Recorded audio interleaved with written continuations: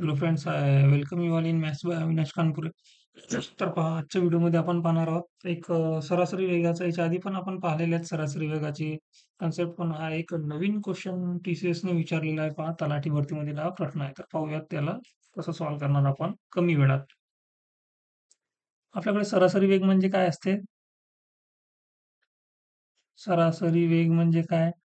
तर एकूण डिस्टन्स म्हणजेच एकूण अंतर भागीला काय असते आपला एकूण काय असेल लागलेला वेळ असते. पहा आता क्वेश्चन काय आहे, पहा इथं आपल्याला सरासरी वेग काढायचा आहे. तर एक कार अनुक्रमे 10 kilometre per hour, 20 kilometre per hour, 30 kilometre per hour आणि 60 किलोमीटर पर आवर काय आहे चालते. तर पहा आता इथं स्पीड किती आहे? पहा, स्पीड म्हणजे काय? तर वेग. पहिला वेग आहे 10, दुसरा वेग आहे 20, तिसरा आहे 30 आणि चौथा आहे 60. हा किलोमीटर पर आवर मध्ये आहे.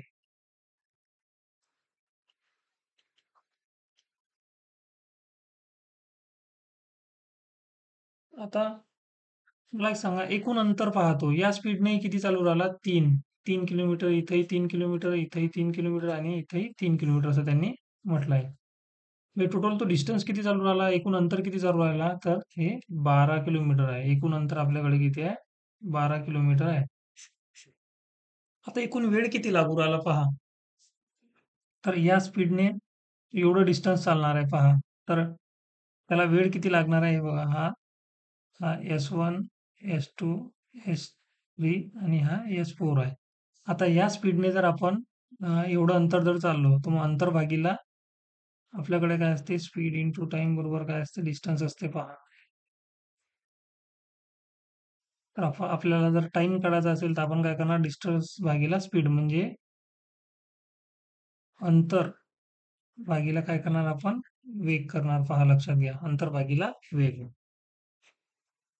म्हणजे हे आपलं अंतर आहे इथं आणि हा आपला काय वेग आहे. म्हणजे आपला जो T1 आहे तो किती येईल? 3/10. आपला T2 किती येईल? 3/20 आणि T3 किती येईल आपला? 3/30 आणि T4 किती येईल आपला? तर 3/60. मग तेच आपण काय करूयात आता, या व्हॅल्यू इथं पुट करूयात. पहा, 3/10 प्लस 3/20 प्लस 3/30 प्लस 3/60. आता याला आपण कसं सॉल्व्ह करणार?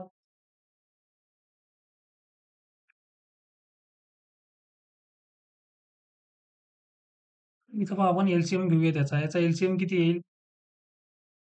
आता छेदाचा आपण काय करूयात? LCM घेऊयात, कारण आपल्याला हे इझी करायचं आहे कॅल्क्युलेशन. तर छेदाचा LCM घेतल्यानंतर आपल्याकडे काय राहील पहा. हे तर अंशामध्ये हे 12 राहतीलच.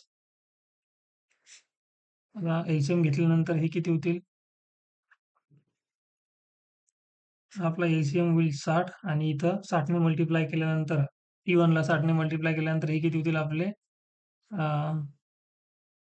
हे होतील आपले सायंत्रिक 18 आणि इकडे होतील हे 60 ने याला मल्टिप्लाय केल्यानंतर 20 त्रिक 60 आणि हे 3 त्रिक 9 प्लस इथं 60 ने मल्टिप्लाय केल्यानंतर हे किती होतील?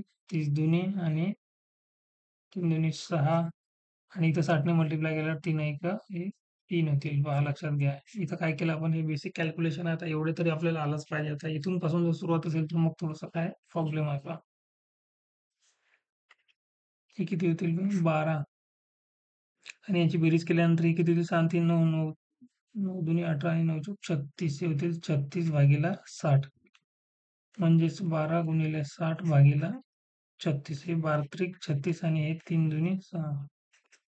म्हणजे हे झाले आपले 20 किलोमीटर पर आवर. ही झाली आपली काय आहे? सरासरी स्पीड झाली पहा, 20 किलोमीटर पर आवर. इथं काहीच नाही आहे. आपण फक्त LCM घेतलेला आहे पहा छेदाचा, म्हणजे जेणेकरून हे 60, 10, 20, 30 हे कट होतील आणि तोच LCM आपण काय केला? खाली लिहिलेला आहे. तर पहा, या क्वेश्चनला सोडवायची हीच बेस्ट मेथड. आता एक्झाममध्ये आपल्याला हे असं करायची काही गरज नाही एवढं. हे ओरली होऊन जाईल. फक्त आपल्याला हे एवढं माहीतच आहे, एकूण अंतर भागीले एकूण वेळ असते. एकूण अंतर किती चालला तो? तर 12 किलोमीटर आणि हे आपण हे इथंच करू शकतो, या क्वेश्चन जवळच करू शकतो.